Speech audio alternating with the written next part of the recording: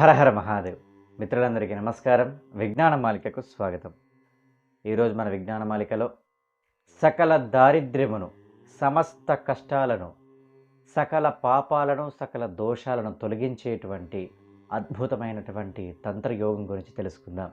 ఈ నెల 4వ తారీఖున వచ్చేటువంటి పుష్యార్క మహాయోగము. ఏమిటి ఆ రోజు ప్రత్యేకత అనంటే, ఆదివారము ఉదయం నుండి మధ్యాహ్నం వరకు కూడా సప్తమి ఉంటుంది. మధ్యాహ్నం తదుపరి అష్టమి ఘడియలు ప్రారంభమవుతూ ఉంటున్నాయి. అట్లాగే పుష్యమి నక్షత్రం అనేటువంటిది సాయంకాలం వరకు, ప్రదోష సమయం వరకు పుష్యమి నక్షత్రం ఉండడం విశేషమైనటువంటి యోగాన్ని అందిస్తూ ఉంటుంది. ఈ తిథిద్వయము అలాగే నక్షత్రద్వయం అనేటువంటిది చాలా అరుదుగా సంభవించేటువంటి తంత్రయోగము. ఈ రోజునాడు ఎవరైతే దైవారాధన అనేటువంటిది విశేషముగా చేస్తూ ఉంటారో వారికి సమస్త దారిద్ర్యాన్ని కూడా తొలగింపచేసి అమృత సిద్ధిని ప్రసాదించేటువంటి తంత్రయోగముగా మన తంత్రశాస్త్రంలో చెప్పబడి ఉన్నది. అయితే ఈ రోజునాడు మనం చేయవలసిందల్లా ఉదయాత్ పూర్వము నుండి మొదలుకొని సాయంకాలము 6 గంటల వరకు కూడా నిత్య ఆరాధనలో భాగముగా శివారాధన కానీ, విష్ణు ఆరాధన కానీ, శాక్తీయ పద్ధతిలో అమ్మవారి యొక్క ఆరాధన అయినా సరే, ఏ దేవత ఆరాధన అయినా సరే యథాశక్తి యథామతి అన్నట్లుగా చేసినట్లయితే వారికి సమస్త దారిద్రాన్ని కూడా తొలగింపచేసేటువంటి శక్తి అనేటువంటిది వారికి కలుగుతూ ఉంటుంది. మరి ఆనాడు విశేషమైనటువంటి ఈ యొక్క తిథిద్వయము అలాగే నక్షత్రద్వయము రోజున మీకు దగ్గరలో ఉండేటువంటి శివాలయానికి వెళ్ళి ఆలయ సేవను చేసిన పిమ్మట ఈశ్వరుడికి యథాశక్తిగా ఆరాధనను చేయండి. అభిషేకమైతే అభిషేకము, హవనమైతే హవనము, వివిధ ద్రవ్యముల చేత అభిషేకాన్ని చేయాలనుకుంటే అభిషేకాన్ని చేసిన పిమ్మట ఆ ఆలయంలో గనక గోశాల ఉన్నట్లయితే గోవులకు వీలైనంత మేరకు బెల్లమును కానీ లేదా పండ్లను కానీ ఆకుకూరలను కానీ వాటికి అందింపచేయండి. ఆదివారము సప్తమి అట్లాగే అష్టమి ప్రారంభమవుతున్నది కావున ఆ సమయంలో మనము గోవులకే కానీ మూగజీవములకే కానీ ఆహారాన్ని అందింపజేసినట్లయితే అమితమైనటువంటి భగవత్ అనుగ్రహము మనకు ప్రాప్తమవుతూ మనము పూర్వజన్మలో చేసినటువంటి ఏ విధమైనటువంటి పాపాల యొక్క శేషమున్నా సరే అవన్నీ కూడా తొలగిపోయి మనకు అలాగే మన యొక్క భవిష్యత్తు తరములకు కూడా అనంతమైనటువంటి ఐశ్వర్య సంపదను, భోజనానికి అనగా తిండికి లోటు లేనటువంటి స్థితిని ఈశ్వరుడు అనుగ్రహిస్తూ ఉంటారు.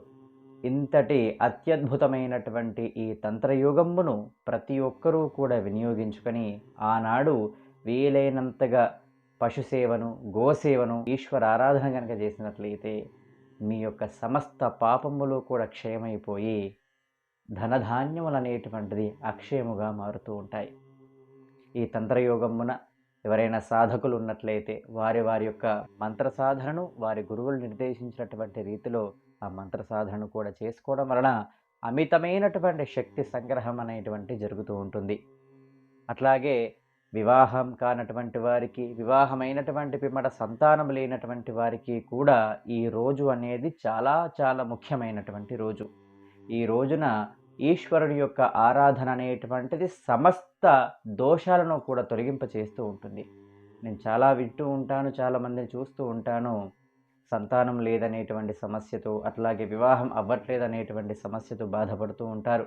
వారు కూడా ఈ యొక్క ఆదివారము సప్తమి అయినటువంటి ఈ పుష్యార్క యోగమున శివారాధన చేయడము ద్వారా వారి యొక్క అభీష్టం అనేటువంటిది త్వరలోనే నెరవేరుతూ ఉంటుంది.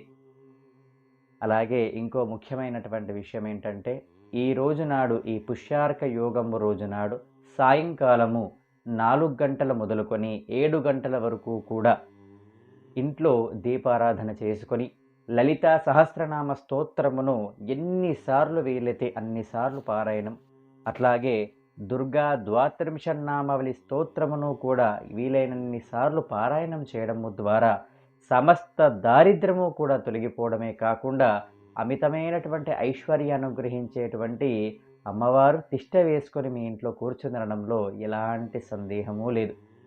అమ్మా అని భక్తితో పిలిస్తే ఎక్కడున్నా సరే అమ్మ హృదయం ఏ విధంగా ఉంటుందండి?